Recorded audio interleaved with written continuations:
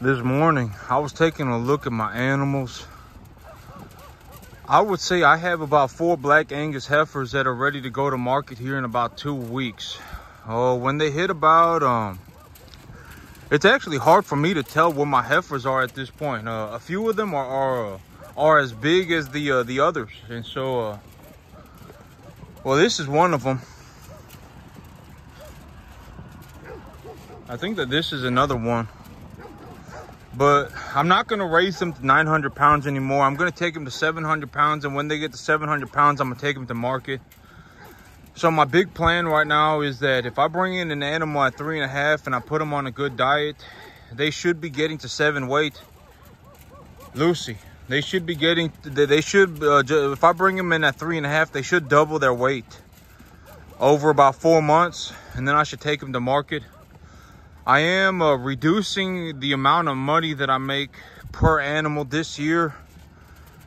I am investing my capital differently. So last year, when I brought in animals, I brought in a majority of my animals were unweaned from the sale barn. Well, all of them were from the sale barn. I brought them in at about 2.5 weight.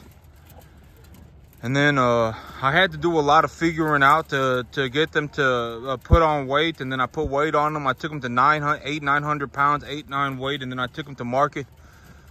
But this time around, I'm gonna make it. I'm gonna do it a little bit differently. I'm gonna bring in animals that have been preconditioned already. I'm gonna bring them in heavier. So I'm gonna bring them in at 3.5 instead of 2.5. And their diet, I already have it figured out. There's a lot of peanuts in their food, and so my dog is going around chewing on the peanuts and eating their poop. And I'm like, well, she needs to stop eating so much poop. I feel like it's gonna make her sick. She's trying to chew the peanuts out of their food, out of their poop, and out of their food. Lucy, come on.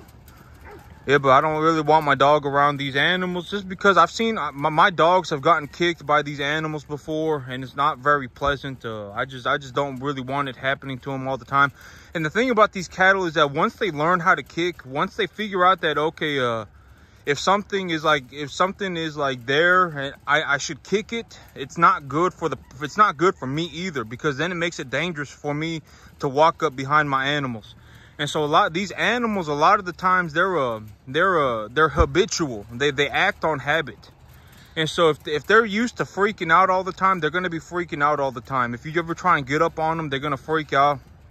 If you ever if you run them with a dog, if you have a dog that helps you push the cattle around, they're going to start trying to kick at it.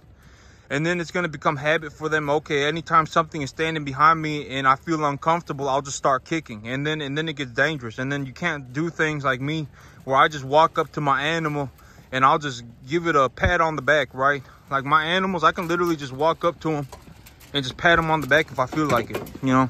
And they're not going to kick me. They're not going to go running for their lives. No, nothing. And so here in 2 days, I'll be bringing in animals. In 2 days, I'll be bringing in animals. I'm ready to go. I ain't too worried about it. I took a look, and I know that the cattle market is falling right now. You know, the feeder cattle market is down pretty substantially. But I ain't worried. I ain't worried at all, okay? I'm good to go. I bought some good feeder stock. If anything, if the feeder cattle market keeps falling, I mean, we'll just see at the end of the day, you know, how it turns out for me, right? Because I got 2 of these animals scouring. I think that the peanuts in the hay is the peanut hay is making them scour a little bit, but it's okay. They'll figure it out. It ain't too bad. And so, but yep, I guess we'll see how it goes, right? This is my chance. If I can make a lot of money in a bear market, chances are I am. Well, I mean, I think I can, right? I ain't too worried. The cattle market is falling, and the price of corn is going up, but I ain't worried. I already got I got a lot of corn already sitting in storage. I got a lot of hay sitting in my barn. I got my animals bought already. I got my animals coming in on Sunday, and I got good feeder stock. When y'all see these animals, you're gonna be like, dang, these are some pretty heifers. These are some very, very, very good looking heifers. I bought high quality feeder stock. And so, yep, I'm ready to go. I ain't worried. The things that I'm more thinking about right now is that my animals, I need to keep them alive, right? That's the thing that I'm going to be the most focused about. As long as I keep my animals alive, I'll probably be doing pretty good. As long as I keep my grass growing, I'll probably be doing just fine too. I got to keep my animals alive and I got to keep my grass growing. Oh, but that's tuber right there. So the rest of them are the black Angus. Like, look at her right here. You see how long her legs are? She got super long legs on her, and so that's why I think that they're going to hit the scales pretty hard, because they're so tall. You know, this animal right here, I mean, look at that. she is tall. She is tall. And these animals, yeah, I mean, look at her standing like that. So she's trying to hop up on tuber, I guess. But yep, tuber and she gonna be gone next week too, but. Yeah, but look at that. But these black Angus heifers that I'm bringing in, I got good quality feeder stock. I'll be putting the weight on them. I should be able to take them from 3.5 to 7 in about 4 months. But then I do have 2 small ones. I got 5 animals that are pretty good size like this, and I got 2 animals that are real small. But I mean, it's I guess you can't win them all, right? And so. Yep, well,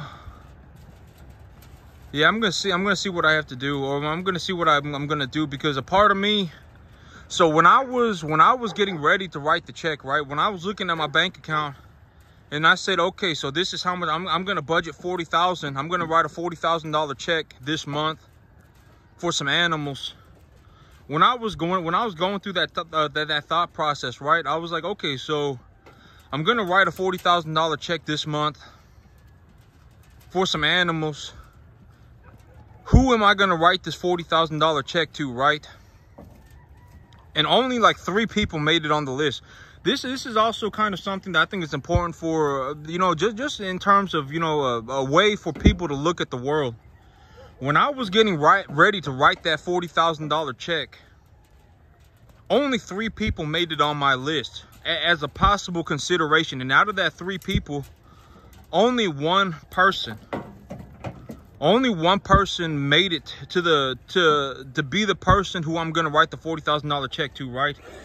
But it's very difficult. Like me, like when someone writes me a check, I'm probably one of the few people on the planet that will ever see a 6-figure check, right? They're oh man, this part, I just got a $100,000 check written to me. I'm probably gonna be one of the few people on the planet. There's not many people that are gonna see checks like that on a regular basis. I probably see, when I get my farm rolling, I probably see a $100,000 check several times a year, right? Three times a year, 2-3 times a year. And it's not that I get to keep the 100,000. I got to pay for my business and all sorts of stuff. But still, being a person, and it really, I'm not saying that you should glorify, or anybody should glorify what I'm saying. Oh my God, this guy makes checks like that. That's not what I'm talking about, because you never know, right? I mean, when you look at a person, when people look at people, like when I look at a person, I can tell, like, is this person a poser? Like, are they actually struggling every day? Like, do they go to sleep scared every day? Are they running out of money?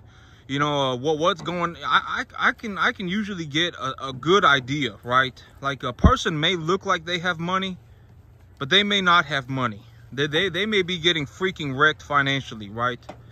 And so usually it's good to take a good hard look at, don't just glorify the idea of money, because glorifying the idea of money is stupid. It's not like, oh my God, this guy makes so much money. You never really know. I mean, that person, they could look like they have money, and they could be going to sleep. They could be going to sleep scared every day. They could be stressed. They could have that stress in the back of the mind on a daily basis. Oh my God, how am I going to pay for this? Oh my God, where am I going to get the money for this? Oh my God, how am I going to put money for this together for this? And that could be what's actually going on in their head, right? If someone makes $100,000, but they spend $110,000, they're not doing good, right? If they make $100,000 and they spend even $90,000, they're not doing very good. If they make $100,000 and they keep half of it and they do it 3 times a year, they're probably doing just fine. I mean, realistically, money, the thing about money is that, like, you know, me, like, I probably, you know, my business makes an XYZ amount of money, but I probably only put about $160,000 away in my bank account a year. So the rest of the money, I need to use it. I need to use it to run my business. The capital needs to be injected into my business for me to keep my business operating. So I really only put about $150,000 in my bank account, right?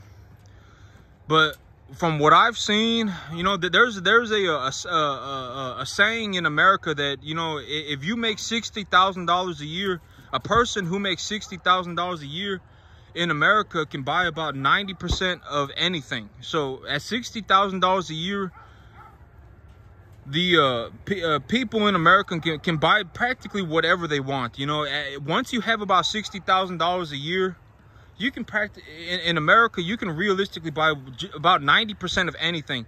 I mean, you may not be able to buy the Lamborghini, and I mean, if you really wanted to, you could buy a Lamborghini, but then you would probably have to live in it.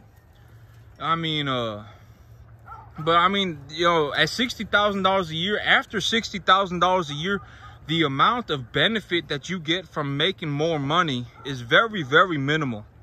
But I mean, that's very, very, it varies from person to person, right? Because if a person makes $60,000 a year and they're horrible with money, and they go and they get themselves like a $150,000 college degree, or they go and buy themselves an apartment that they get themselves into an apartment that costs them $2,500 a month, you're gonna live a miserable life, right? I mean, you're gonna live a miserable life.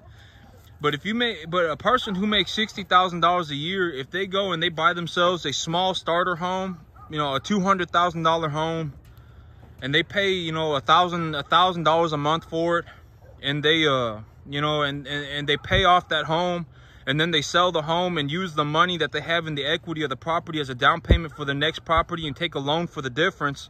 Stuff like that over a long period of time, you can live as a middle-class individual in America with $60,000, and you can live very comfortably on $60,000 a year, right? As long as you're thoughtful about your money and you understand where your money's going. I mean, you can go and you can buy yourself a brand new a Honda Civic, or a brand new Toyota Camry, or, you know, you can buy yourself a brand new car. You know, you may not be able to buy yourself the F-350.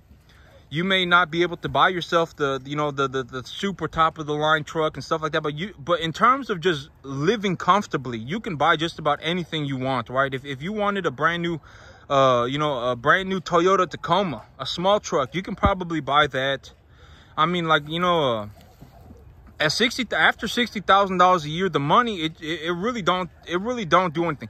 That, you know, like me, if I wasn't running this business like this, like, you know, with the money that I made last year, you know, because I made probably close to I probably put about $100,000 in my bank account over the last 6 months. And I don't know if I'm going to do it again, because the cattle market is probably not going to go up in a vertical line. There are some difficulties showing up in the cattle market right now. And so I probably put about $100,000 in my bank account over the last 6 months. And if I wasn't running this business, I wouldn't have been able to spend the money. I would have literally been sitting there just with 50 grand in my bank account, because there wouldn't have been any way for me to spend the money. And so that's why I upgraded my animals. I went to 100% Black Angus. That's why I increased the size of my herd from 32 to 50. You know, that's why I put the half a shipping container of corn away. That's why I put the barn full of hay away. That's why I have hay just rolled up on my front yards, because if I didn't do that stuff, the amount of money that I have made in the cattle business would be so extreme that I wouldn't be able to spend it. And even at this point, I still, you know, I'm still burning through capital, but I'm not, I still got things that need to be done, and I'll probably end up, I've been thinking about this, but I'll probably end up sitting on I'll probably end up sitting on the money. I like sitting on money, right? Like if I have, you know, $20,000 in my bank account, it's a good problem to have. It's like, oh my God, You know, I like the feeling of having that money in my bank account, because it's like if I see a good deal on some animals, if I see somebody running a good deal on some animals, I can go and I can buy it, right? I can say, boom, here's your check, thank you, and we can, you know, part ways. If I run into an emergency situation where I need to bring in an extra, you know, $2,500 worth of hay, I can just write a check, boom, thank you. You know what I'm saying? And I could just call it a day. But it's good to have that money in the bank account, right? And so I'll probably end up sitting on the money. I already have Black Angus heifers that are ready to go to market. I have 3-4 animals that here in about 2-3 weeks will probably be at market weight. And yep, I'll be good to go. I'm good to go as of right now. As long as my animals stay alive and as long as my grass keeps growing, I'll make myself some money. I'm not worried about the cattle market falling. I know that the cattle market is falling right now, but I ain't worried about it, right? There are a lot of things for me to worry about than a $15 move in the cattle market. A lot of things for me to worry about right now. I'm not, you know, the small moves in the stock market for the cattle are not really what I'm worried about. Because at the end of the day, you know, if I have one hard season, it's not gonna make or break me. If all my animals survive and I double the weight on them, chances are I'll still make a small profit, right? It's not that big of a problem. Where it would be a problem is if I was you know, feeding these calves like this. If I was feeding them a total mixed ration at all times, like if I had them on feed like this. But this is a perfect example of what I mean when I say feeding calves like this is feeding cattle like this is a horrible idea. If you feed cattle like this 24/7, it's a horrible idea, because look at the market right now, right? Corn is going up. Corn is up like $15 and cattle is down like $15. And so it'd be the double whammy. If I had these cattle in a situation where I was feeding them a total mixed ration for 100% of their diet, 365 days of the year, right now, situations like this would be a bad spot to be in, because now you're having to pay more for feed. The cost of feed is going up and the cost of cattle is going down. So if I was in a situation where I was running like cattle like this all the time, I would be hemorrhaging money, right? And if I had a lot of animals, I would be sweating down to my britches, right? It would be bad. It would be bad. I mean, it would be nerve-wracking. I mean, it would be hard to sleep at night. You know, the last thing I would think about it at the end of the day is, oh my God, the cattle price is going down and the price of corn is going up, right? I mean, I would be horrified, because if it continued to do that, and you know, these cattle still need to be fed and they still need time to put on weight, I mean, it would be a miserable situation, right? But me, I got a whole field of grass. I can feed cattle for dirt cheap. I ain't worried. I ain't worried about the price, about the movement of price in cattle. I ain't worried about the cattle market going down. I ain't worried about the corn price going up. I'm good to go. My grass is growing. As long as I got that grass in the back, chances are I'm gonna make a lot of money. But that's it for me today, YouTube. Y'all have a good one.